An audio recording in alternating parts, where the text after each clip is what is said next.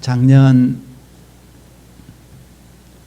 있었던 일인데 모두가 다 잘 아는 일입니다. 한 장관의 청문회에 온 나라가 시끄러웠습니다. 법을 집행하는 수장의 자리를 놓고 부적격하다는 반응이었습니다. 사람들이 분노한 것은 이중성 때문이었습니다. 자신에 대한 잣대와 다른 사람에 대한 잣대가 달랐기 때문입니다. 평소 그분은 책이나 소셜 미디어를 통해서 정의에 대해서 자주 발언했습니다.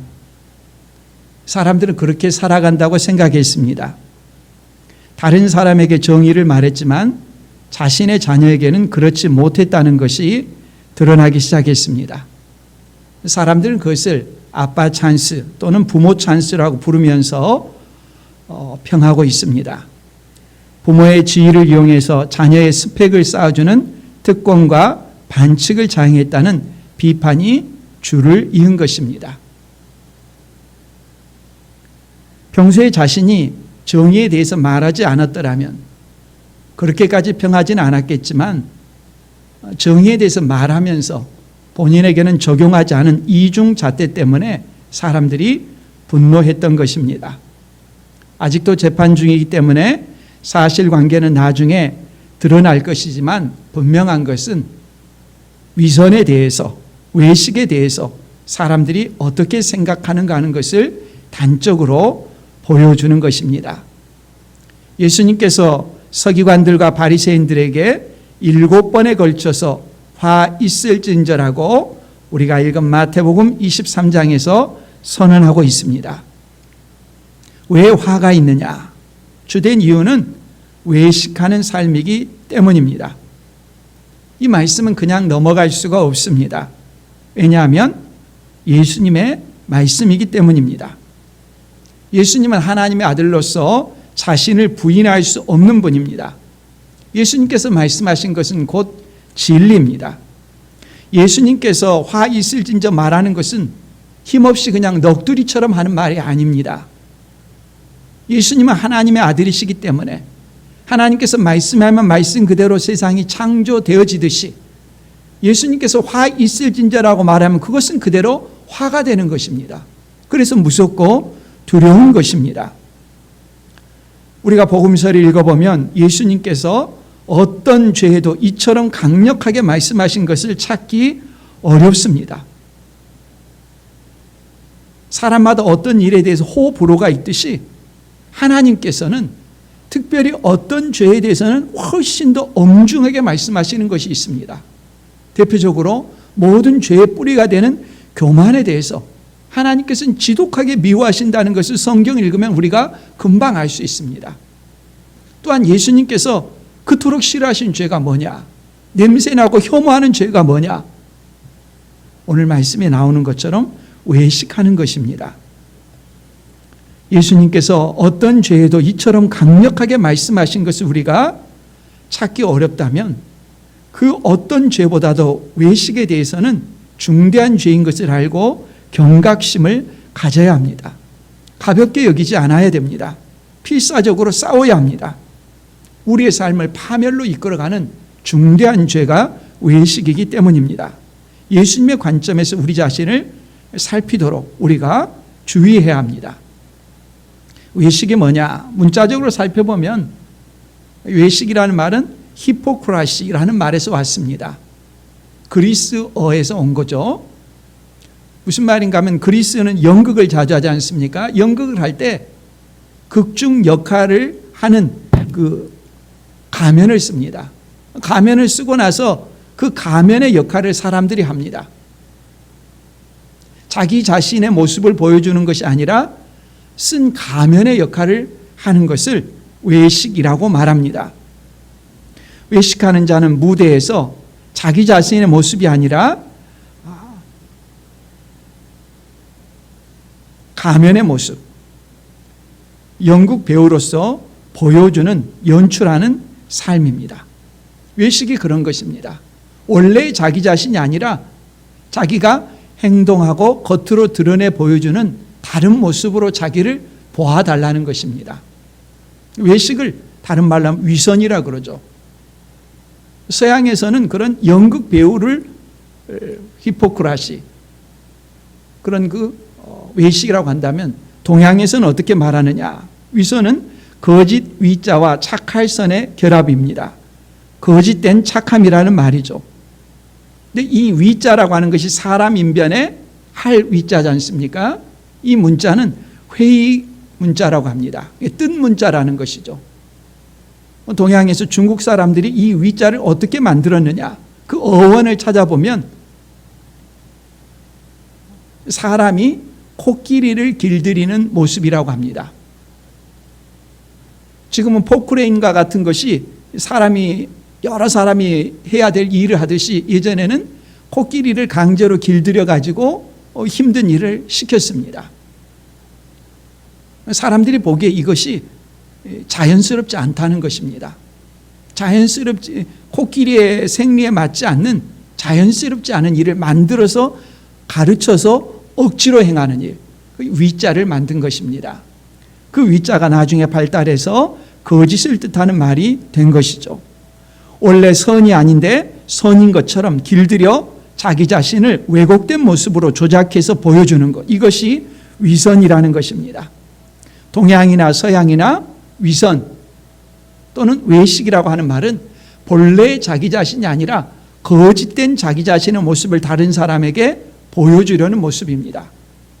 진실된 자기 자신의 모습을 진실되게 자기 자신을 보여주는 것이 아니라 꾸며낸 모습이라는 말이죠. 예수님께서 화 있을진저 선언하실 만큼 치명적인 죄, 외식하는 자의 구체적인 예들을 오늘 4번째부터서 7번째 내용을 통해서 우리가 살펴보도록 하겠습니다. 먼저 4번째 화 있을진저는 11조에 대한 내용입니다. 23절, 화 있을진저 외식하는 서기관들과 바리새인들이여, 너희가 박하와 회향과 근체에 11조는 들이대. 외식하는 모습으로 11조를 말한다는 게 좀 우리가 생각할 때는 쉽게 다가오지 않을지 모르겠습니다. 이 11조에 대한 최초의 기록은 창세기 14장에 나옵니다. 아브라함이 전쟁에서 이기고 아비멜렉에게 11조를 드린 내용입니다. 나중에 신명기 12장과 14장에 보면 이 11조에 대한 구체적인 규례가 나옵니다. 곡물이라든지 포도주, 기름, 열매, 소와 양의 처음 난 것 등을 드리도록 규정이 되어 있습니다. 이 정기적으로 드리는 11조 외에 3년마다 레위인이나 고아나 나그네나 가난한 사람들을 위해서 따로 11조를 3년마다 드려서 저장한 다음에 필요할 때마다 그들을 돕도록, 이런 규정도 있습니다. 그런데 서기관들과 바리새인들은 이 11조를 아주 세세하게 따졌습니다. 11조는 주로 큰 곡물, 주된 식량과 또 동물들인데, 가축들인데, 서기관들과 바리새인들은 박하와 회향과 근체와 같은 향신료나 약초까지 11조를 드렸습니다. 더 하는 것이죠. 향신료나 약초는 아주 작거든요. 작년에 이스라엘에 갔다 온 동기 목사님이 저한테 이걸 사가지고 주셨어요. 제 방 들어가는 입구에 있는데, 원하시면 제가 가실 때 드릴 테니까 한번 집에 가셔서 심어 보시기 바랍니다. 그걸 가지고 11조 드리란 말은 아닙니다. 이들이 이렇게 철저하게 11조를 지키는 삶에 대해서 왜 예수님은 칭찬을 하시지 않고 책망을 하실까?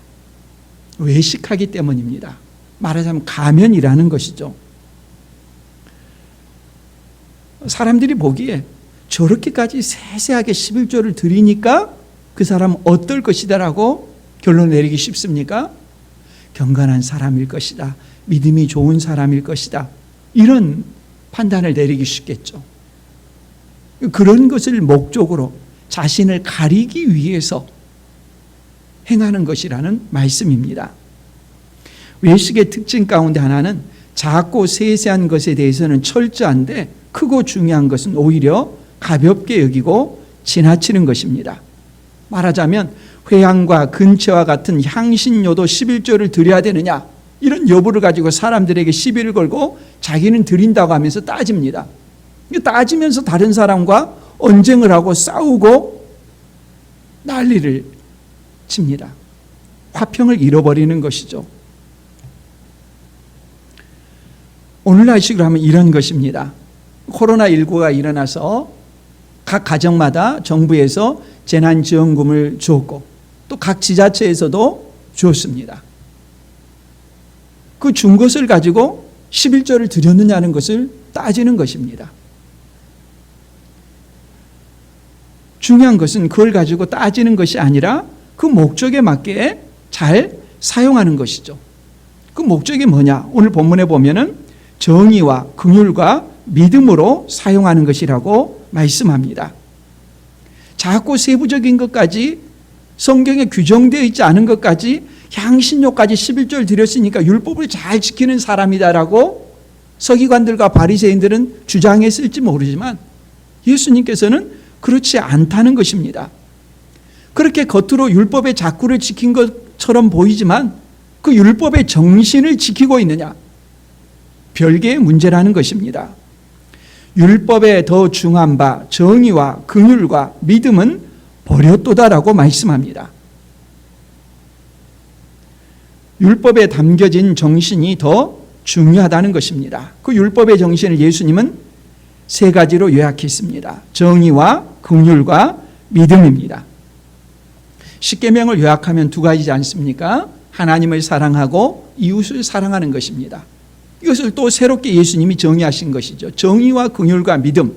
정의와 긍휼은 이웃 사랑의 계명입니다. 믿음은 하나님을 신뢰하는 것, 하나님 사랑을 달리 표현한 것입니다. 11조의 세세한 드림보다 더 중요한 것은 정의와 긍휼과 믿음이라는 말씀입니다. 근데 이 말씀에 대해서 또 극단적으로 반응하면 곤란합니다. 이것은 not A but B의 용법이 아닙니다. 11조를 드리지 않고 그냥 정의와 긍휼과 믿음의 삶을 살아야 되는 것이다, 그런 의미가 아니죠. 23절에 보면 그러나 이것도 행하고 저것도 버리지 말아야 할지니라 라고 말씀하셨습니다. 11조를 드리지만 드리는 것이 자기의 신앙인 것처럼 위장해서 행동하지 말고 정말 그런 삶을, 드리는 자다운 삶을 살아가라는 말씀이죠. 사실 11조는 자연인에게 대단히 큰 시험이고 장벽입니다. 대부분의 자연인에게 있어서 물론 신앙인도 마찬가지지만 돈은 중요합니다. 어떤 사람에게는 돈이 정말 목숨보다 더 소중한 것처럼 여기며 살아가는 사람들도 있습니다. 사람들이 회개하고 믿음을 갖기까지 하나님의 말씀에 대한 순종과 재물에 대한 아까운 생각 사이에서 치열한 싸움을 합니다. 그런데 서기관과 바리새인들은 11조를 드릴 뿐만 아니라 그것도 철저하게 향신료까지 드렸다고 했습니다. 왜 그렇게 합니까? 남들이 하는 것보다 더 하는 것을 통해서 보여주고 싶은 것이 있습니다. 재물을 드리는 것이 아까운데 이 아까움을 허비해서라도 얻고 싶은 것이 있습니다. 그는 흥정하고 계산하는 것입니다. 믿음으로 드리는 것이 아니라 자신이 신앙인이고 남들이 그렇게 봐달라는 것으로서 행하는 것입니다. 서기관들과 바리새인들에게 11조를 드리는 것은 공로입니다. 자랑입니다. 그렇게 행하는 것이 어렵다는 것을 알기 때문에 그렇게 행하는 모습이 자신에게는 공로가 되는 것입니다. 더 드린다는 것을, 남들보다 더 한다는 것을 강조하려고 박하와 회향과 근처에 11조까지 드린 것입니다. 아마 이를 악물고 드렸을 것입니다. 여기서 참 믿음과 외식의 차이가 드러나는 것입니다. 하나님의 말씀과 하나님의 말씀에 대한 순종과 감사의 표현으로서의 11조가 아니라 자기 의로서 공로의 11조입니다. 서기관들과 바리새인들은 11조를 드리고 나서 그 이상을 탐욕스럽게 확보하려고 했을 것입니다. 보충하려고 하는 것이죠. 더 중한 바 정의와 긍휼과 믿음을 버리는 삶을 살아가는 것입니다. 예를 들면 현대적으로 말하자면 이런 것입니다. 교회 다니는 회사의 대표가 남들보다 더 많은 금액을 11조를 합니다. 그리고 회사에서는 직원들에게 최저임금도 제대로 주지 않으려고 합니다. 사원들의 복지에 대해서 신경을 쓰지 않습니다. 남들보다 많은 금액을 드리는 것처럼 보여서 교회 안에서는 그 사람의 믿음이 대단한 것처럼 보일지 모르지만 주님이 보시기에는 외식하는 자입니다. 외식하는 자의 삶의 모습을 예수님은 이렇게 평가합니다. 24절에 맹인된 인도자여 하루살이는 걸러내고 낙타는 삼키는도다. 당시 포도주를 이렇게 담는데 이 포도주를 이렇게 삭히는 과정에서 하루살이들이 많이 들어갔다고 합니다. 하루살이가 들어가게 되면 포도주 맛이 변하게 됩니다. 그래서 천에다가 이 포도주를 걸러서 즙을 짜서 순수한 액체만 들어가게 합니다. 포도주의 맛을 위해서 포도주에 들어가는 하루살이를 작은 것을 철저하게 걸러내고 처리합니다. 그런데 낙타는 삼킨다고 합니다. 레위기의 음식 규례에 의하면 낙타는 부정한 동물입니다. 때문에 먹을 수가 없습니다. 하루살이는 그렇게 걸러내면서 낙타는 먹는 것입니다. 작고 세세한 규례는 잘 지키는 모습으로 그 사람이 대단한 그리스도인 것처럼 보입니다. 그러나 실상은 사회 정의도 없고 다른 사람을 배려하는 것도 없습니다. 긍휼이 없는 것이죠. 작은 것을 철저하게 지키고 집중하면서 큰 것을 무시하는 것은 외식이 되기 쉽습니다. 시장에 가서 가판을 벌려놓고 행상하는 할머니들, 아주머니들에게서 작은 채소 몇 개를 사면서 악착같이 몇 푼 안 되는 돈을 깎으면서 집까지 되는 얼마 되지 않은 거리를 택시를 타고 가는 것과 다르지 않습니다. 얼마 안 되는 푼돈은 깎고서 힘들고 어려운 사람들을 배려하지 못하고 자기 자신의 몸을 위해서는 많은 금액을 아깝지 않게 투자하는 그런 모습들, 우리도 모르는 사이에 외식하는 모습들이 배어 있는 것입니다. 11조는 드리면서 사람들에게는 인색하게 대한다면 외식하는 모습일 수도 있습니다. 주님은 우리에게 더 중한 바 정의와 긍휼과 믿음을 붙잡고 있는 사람인가 하는 것을 묻고 있는 것이죠. 5번째와 6번째 화 있을진저의 내용은 겉과 속이 다른 모습에 대한 외식에 대한 말씀입니다. 5번째 내용 25절 26절입니다. 함께 읽겠습니다. 화 있을진저 외식하는 서기관들과 바리새인들이여 잔과 대접의 것은 깨끗이 하되 그 안에는 탐욕과 방탕으로 가득하게 하는도다. 눈먼 바리새인이여 너는 먼저 안을 깨끗이 하라. 그리하면 겉도 깨끗하리라. 외식이 뭔가 하는 것을 아주 쉽게 그림으로 그려서 보여주고 계십니다. 외적인 것과 내적인 것이 다르다는 것을 잔과 그릇으로 보여주고 있습니다. 그릇의 것은 깨끗하고 화려합니다. 겉은 잘 닦았어요. 그릇이 너무 화려하고 멋있어서 사람들이 보기에 저렇게 비싸고 값지고 화려한 그릇에는 당연히 매우 먹기 좋은 진수성찬, 값 있는 그런 맛있는 음식들이 있겠다 생각을 합니다. 그런데 그릇의 안을 보니까 너무 지저분해서 그 안에 담겨있는 음식을 먹을 수가 없습니다. 부패한 음식들, 상한 음식들, 썩은 음식들 먹으면 오히려 그 사람에게 병이 생기게 될 그런 모습입니다. 예수님께서 보시기에 외식은 그와 같다는 것입니다.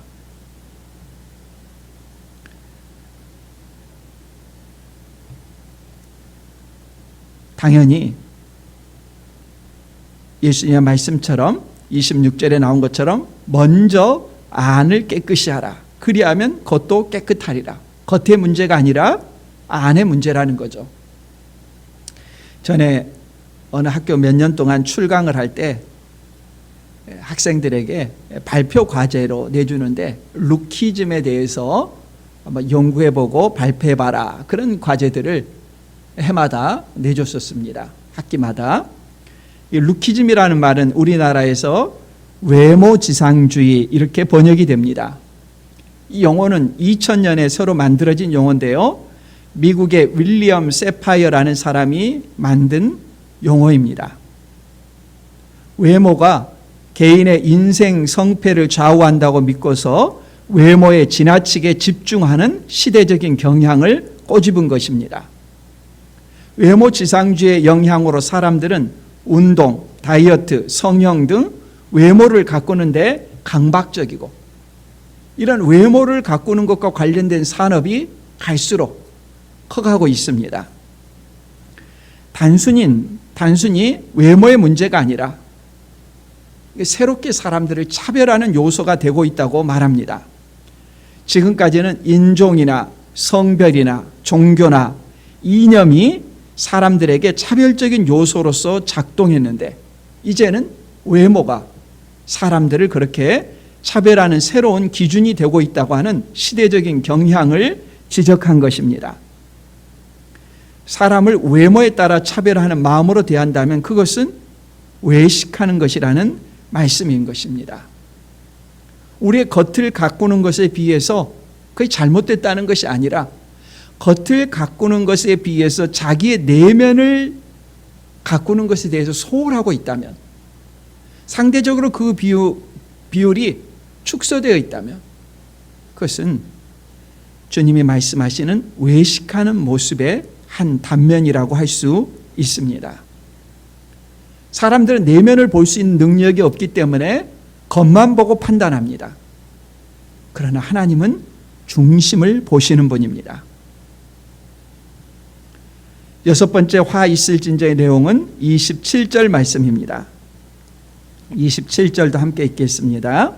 화 있을진저 외식하는 서기관들과 바리새인들이여, 회칠한 무덤 같으니 겉으로는 아름답게 보이나 그 안에는 죽은 사람의 뼈와 모든 더러운 것이 가득하도다. 무덤에 회칠을 하는 것은 아름답게 장식하기 위한 목적이 주된 것은 아닙니다. 물론 그럴 수도 있겠지만, 무덤을 회칠하는 것은 어떤 목적이 있어서 그렇습니다. 우리나라도 1년에 한 번 한식이 되면, 4월 첫 주 정도에 한식이 되면 조상들의 묘를 찾아가서 벌초도 하고, 묘를 그때 이장도 하고, 여러 가지 묘와 관련된 그런 활동들을 하지 않습니까? 유대인들은 1년에 한 차례 6월절을 앞두고 2월이나 3월경에 무덤에 회를 칠합니다. 왜냐하면 각처에 흩어져 있는 사람들이 6월절이 되면 예루살렘을 방문합니다. 예루살렘을 방문하다가 지금처럼 도로가 있는 것이 아니라 산길이라든지 그런 길로 다니다 보면 자기도 모르는 사이에 손을 짚기도 하고 앉기도 하는데, 그 자리가 무덤일 수 있습니다. 무덤이 되면은 부정한 사람이 됩니다. 부정한 사람이 되면 6월절 예식을 참여할 수가 없죠. 유대인들의 정결 예식에 따르면 정결함과 부정함 가운데 부정 중에서도 가장 부정한 것이 뭐냐? 시체 죽음입니다. 예수님께서 십자가에 못 박혀 죽으신 날도 6월절 전에 그들이 부정하지 않기 위해서 빌라도의 궁에 들어가지 않고 그런 것들을 굉장히 가렸지 않습니까? 부정하지 않도록 하기 위해, 자기도 모르는 사이에 부정과 접촉하지 않도록 하기 위해서 미리 무덤에다가 회를 칠했습니다. 잘 눈에 띄도록. 그래서 손을 짚거나 가까이 가지 않도록 방지하기 위한 목적으로 무덤에 회칠을 한 것입니다. 무덤에 회칠을 해서 치장을 했다고 하더라도 여전히 무덤 안에는 어떻습니까? 시신, 썩은 것들, 또 뼈, 안은 똑같은 것이죠. 서기관들과 바리새인들의 모습이 회칠한 모습과 같다고 합니다. 속은 여전한데 겉으로만 이런저런 치장을 하고 있다는 것입니다. 28절 말씀, 이와 같이 너희도 겉으로는 사람에게 옳게 보이되 안으로는 외식과 율법이 가득하도다. 겉으로는 화려한 경력, 이력으로 가득합니다. 이런저런 사회적인 활동도 많이 하고 이런저런 칭호도 많이 가지고 있고 또 학위도 가지고 있고 자기 자신에 대해서 내세우는 것들로 많습니다. 그러나 주님이 보실 때는 그 내면이 외식과 불법으로 가득 차 있다는 말씀입니다.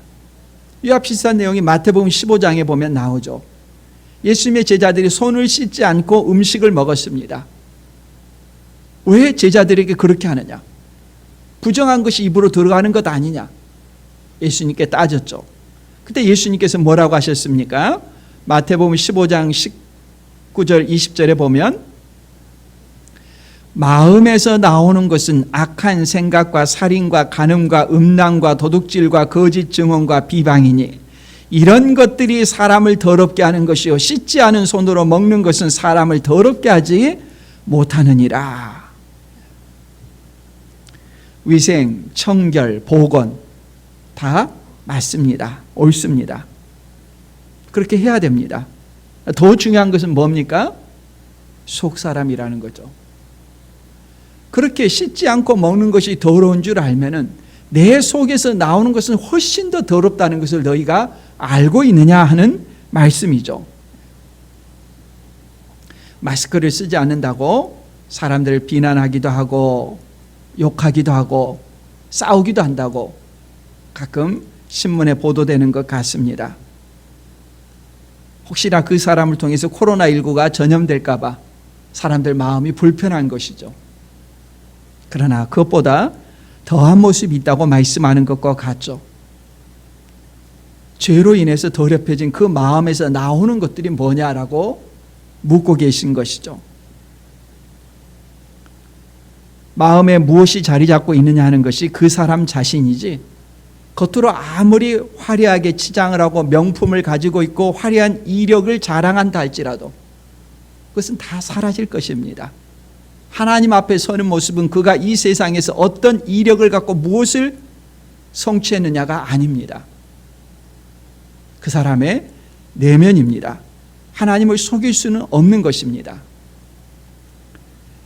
7번째 화 있을진저의 내용은 6번째 회칠한 무덤에서 발전한 내용입니다.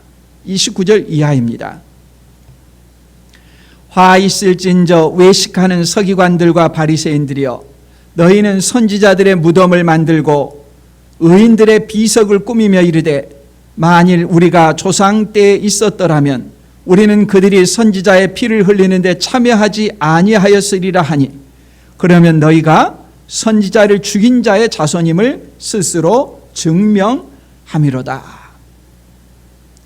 무덤을 대하는 태도에서도 외식이 드러난다라고 말씀합니다.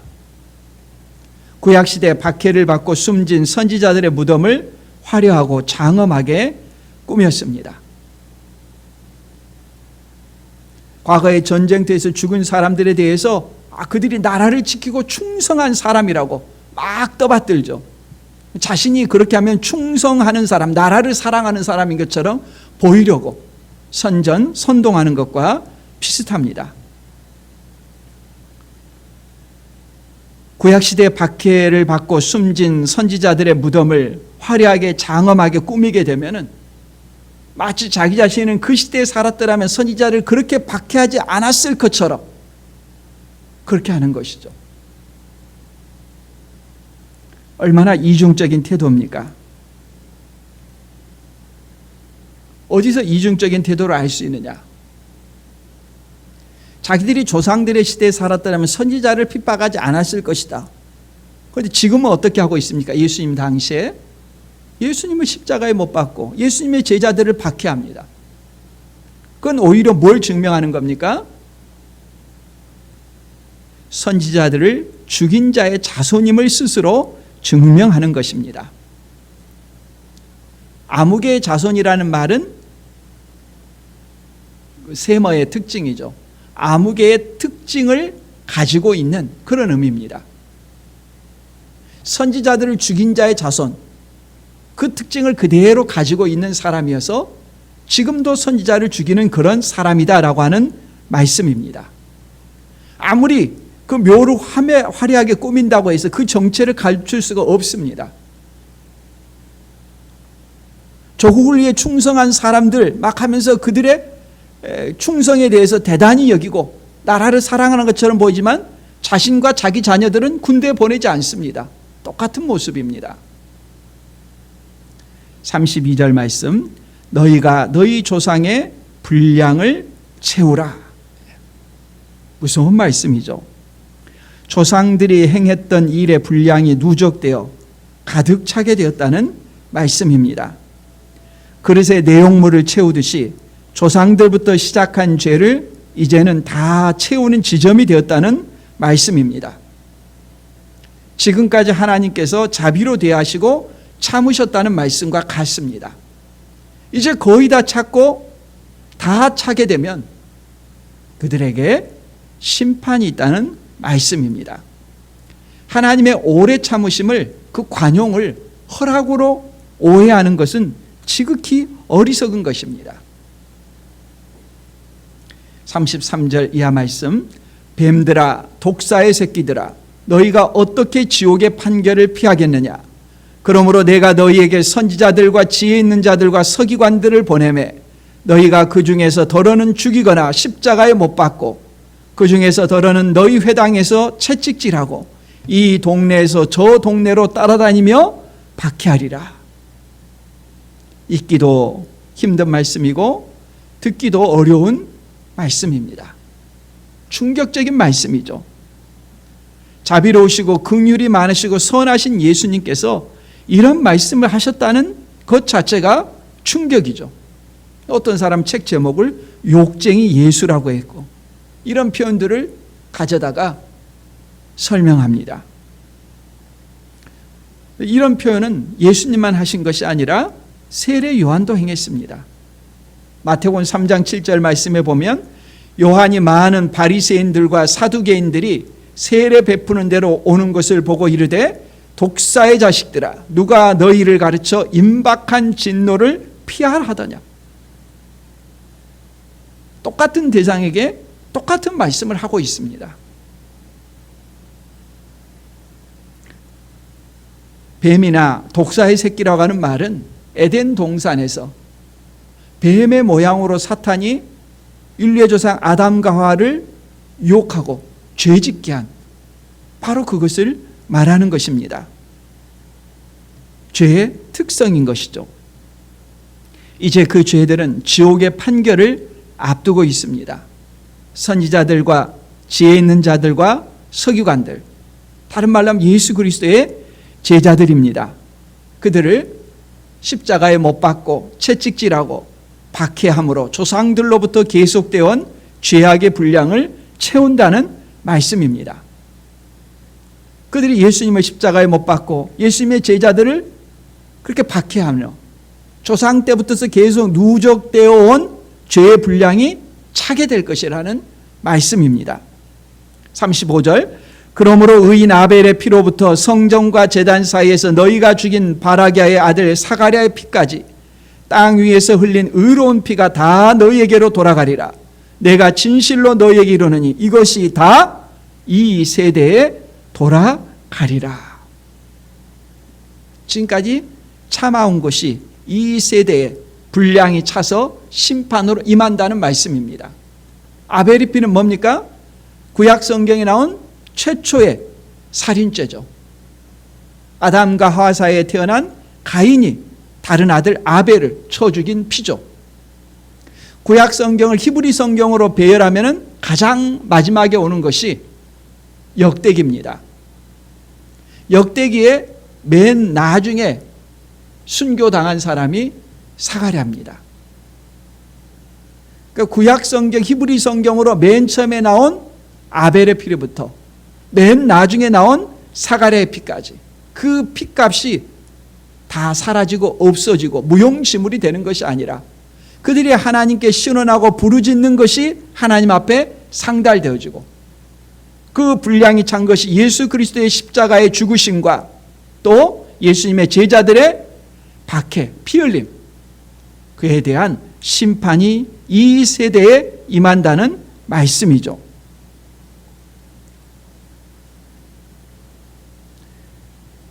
그리고 그 말씀대로 AD 70년에 예루살렘과 성전은 디도 장군의 침략으로 철저하게 파괴되었었죠. 예수님의 심판의 선고에서 모든 내용이 끝나지 않고 만일 여기서 끝난다면 외식하는 자들에게 도무지 소망이 없을 것입니다. 37절 말씀에 예루살렘아 예루살렘아 선지자들을 죽이고 내게 파송된 자들을 돌로 치는 자여 암탉이 그 새끼를 날개 아래에 모음같이 내가 내 자녀를 모으려 한 일이 몇 번이더냐. 그러나 너희가 원하지 아니하였도다. 화 있을진저라고 7번이나 선언하신 예수님의 마음이 결코 편하지 않다는 말씀입니다. 그들을 끊임없이 예수님께서는 암탉이 병아리를 품듯이 그 품에 품으려고 하셨다는 말씀입니다. 세상의 어머니들은 자식이 아무리 잘못해도 내치지 못합니다. 세상 사람들에 의해서 아무리 손가락질을 당한다 하더라도 그 자녀를 낳은 어머니는 내칠 수가 없습니다. 자식을 어떻게든 보듬어 안고 사람으로 만들고 인간답게 하려고 애를 씁니다. 사랑하고 품는 것이 어머니의 마음이죠. 예수님도 그렇다는 것입니다. 반역하는 서기관들과 바리새인들에게 화 있을진저라고 선언하지만 그걸 내치기 위한 말씀이 아닙니다. 그들을 병아리를 품듯이 오라고 하는 말씀인 것이죠. 너희들이 지금 예수님께 오면은 소망이 있다는 말씀이죠. 외식하는 삶을 버리면 소망이 있다는 말씀이죠. 그럼에도 예수님의 품을 거절하고 예수님께 오지 않는 것은 자기 스스로 끝까지 거절하는 것입니다. 자신이 독사의 자식이라는 것을 증거하는 것입니다. 외식하는 자의 비극이 바로 여기에 있습니다. 끝까지 예수님의 품으로 오는 것을 거부하는 것입니다. 그러면 어떻게 됩니까? 38절 보라 너희 집이 황폐하여 버려진 바 되리라. 내가 너희에게 이르노니 이제부터 너희는 찬송하리로다. 주의 이름으로 오시는 이 할 때까지 나를 보지 못하리라 하시니라. 보라라고 하는 말은 사이렌 소리입니다. 뭔가 중대한 일이 일어나고 있으니까 그 사이렌 소리가 왜 일어나는지 경각심을 가지고 지켜보라는 것입니다. 최종 경고입니다. 너희 집이 황폐하여 버려진 바 되리라. 신적 수동태입니다. 주어가 나와 있지 않습니다. 이 말은 하나님께서 너희 집, 즉 예루살렘과 성전을 황폐하게 하실 것이라는 말씀입니다. 그들의 눈앞에 웅장하게 서 있는 건물과 성이 파괴될 것입니다. 눈앞에 보이는 몇십 층 되는 빌딩들 하루아침에 황폐하게 될 것입니다. 당장은 화려하기 때문에 그런 일을 도무지 믿을 수가 없습니다. 그러나 AD 70년에 실제로 일어났습니다. 그들에게는 예수님께서 이 말씀을 하는 시점에서는 미래의 일들이지만 오늘 우리들의 입장에서는 말씀하신 대로 다 성취된 것을 회고하고 돌아보는 입장입니다. 외식은 그냥 넘어갈 수 있는 가벼운 일이 아닙니다. 외식하는 삶은 자신이 영원한 심판을 받게 된다는 징후이고 증세를 보여주는 것입니다. 그러면 도무지 외식하지 않은 일이 가능하느냐? 아무도 외식과 무관한 삶은 없을 것입니다. 특히 우리 동양 문화는 체면의 문화이기 때문에 실제 자기 자신과 보여주는 모습이 다를 수 있습니다. 충분히 그런 모습을 우리가 이해하고 받아들일 수 있습니다. 그러나 외식이 신앙의 습관으로 나타나서는 안 되는 것입니다. 그것은 그 사람의 신앙이 거짓되다고 하는 단적인 증거 가운데 하나입니다. 자기의 내면은 도무지 변화되지 않고 마음의 청결함에 대한 갈망이 없으면서도 다른 사람의 눈을 의식하는 신앙생활을 하는 것, 이거 비극입니다. 신앙이 타락한 단적인 증거가 외식하는 것입니다. 보여주기의 신앙입니다. 다른 사람들의 시선을 의식하는 종교적인 외양은 하나님 보시기에 무엇보다도 부패한 모습입니다. 하나님께서 다른 무엇보다도 내치고 싫어하시는 모습, 경건함의 모습, 외적인 어떤 신앙인의 모습을 가지고 있는데 그 내면 속에서는 하나님을 닮은 모습이 하나도 없습니다. 긍휼히 여기는 마음도 없고 하나님을 닮고자 하는 마음도 없고 하나님을 사랑하는 마음도 없고 하나님의 말씀대로 순종하고자 하는 어떤 노력도 없습니다. 주님이 보실 때 그 모습처럼 역겨운 것이 없다는 것입니다. 주님이 우리에게 이 말씀을 하시는 것은 당장 우리를 심판하려고 하는 그런 말씀이 아니라는 것을 말씀 곳곳을 통해서 우리가 알 수 있습니다. 우리도 모르는 사이에 외식에 길들여질 수 있습니다. 다른 무엇보다도 혐오하고 우리가 버려야 될 것은 남들에게 보여주기 위한 신앙생활입니다. 우리 하나님의 말씀 앞에서 정직하고 투명하고 말씀대로 살고자 하는 그 모습 가운데 살아갈 때 주님은 우리의 그 외식을 깨우쳐 주시고 보여주시고 벗어나게 해주실 것입니다. 하나님을 닮고자 할 때, 말씀대로 살고자 할 때 자연스럽게 우리는 외식을 멀리하고 말씀대로 진정으로 살고자 합니다. 남의 눈을 의식하는 신앙생활이 아니라 하나님 앞에서 어디에서거나 남이 보건 안 보건 하나님 앞에서 살고자 합니다. 오늘 우리 시대에 다른 어떤 말씀보다도 이 말씀은 교회에 주시는 말씀이라고 생각합니다. 보여주는 그런 신앙생활이 아니라 하나님 앞에서 정직하고 하나님 앞에서 신실하고 하나님 앞에서 그 내면이 거룩하게 가꾸어지는 삶의 모습, 참된 그리스도인으로서 신실하게 살아가는 우리 모두가 될 수 있기를 바랍니다.